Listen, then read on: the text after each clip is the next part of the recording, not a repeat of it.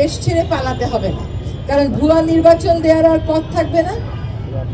জনগণই তার প্রশাসক, তার শাসক, তার জনপ্রতিনিধি করবেন এবং তখন প্রত্যেকেই জানবে যে 5 বছর পর আমার আর থাকা হবে। এই গণভোটের বিষয় হচ্ছে একটা দেশের বিষয়।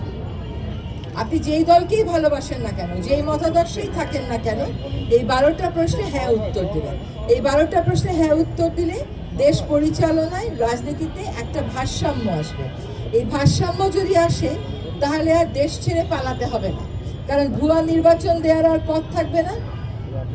জনগণই তার প্রশাসক, তার শাসক, তার জনপ্রতিনিধি নির্বাচন করবেন এবং তখন প্রত্যেকেই জানবে যে 5 বছর পর আমার আর থাকা হবে না। আর প্রধানমন্ত্রী জানবে যে আমি যদি 2 বার প্রধানমন্ত্রী হয়ে যাই, এরপরে আমার আর প্রধানমন্ত্রী হওয়া হবে না।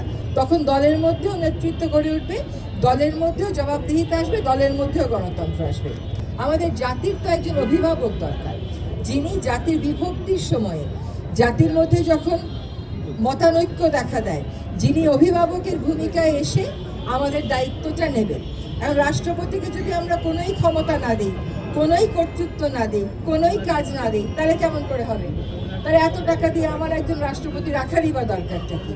তো আমরা যেহেতু একজন অভিভাবক খুঁজি, কাজে রাষ্ট্রপতিকেও ক্ষমতা দিতে হবে, রাষ্ট্রপতিকেও দায়িত্ব দিতে হবে, যাতে এককভাবে প্রধানমন্ত্রী যা বলে সেই মোতাবেক উদ্বাস করতে না হয়। রাষ্ট্রপতিও যেন তার মতামতটা দিতে পারে। এই সমস্ত ক্ষমতার ভারসাম্য যখন নিশ্চিত হবে, তখন কিন্তু আর দেশ ছেড়ে কাউকে পালাতে হবে না, তখন সবাই দেশেই থেকে রাজনীতি করতে পারবে।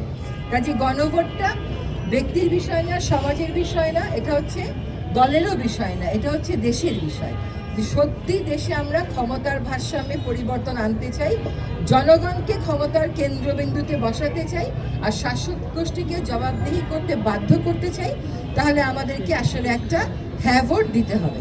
আজকে নিজেরা শুনলেন, এরপরে যে পরিবারের সবাইকে বুঝাবেন।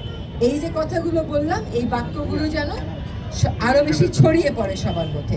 সরকারেরও চেষ্টা থাকবে, প্রশাসন ও সরকারের বার্তাগুলো জনগণের কাছে পৌঁছে দেবে, এবং আপনারাও যারা শুনলেন, সংবাদ মাধ্যম আছেন, এলাকার মানুষ আছে, শিক্ষক শিক্ষার্থীরা আছেন, আপনারা অন্যান্য পেশাজীবীরা আছেন, সকলের মধ্যে দেশ পরিবর্তনের প্রয়োজনীয়তা এবং উপায়টা বুঝে গণভোটে হ্যাঁ দেওয়ার জন্য সকলকে অনুপ্রাণিত করবেন।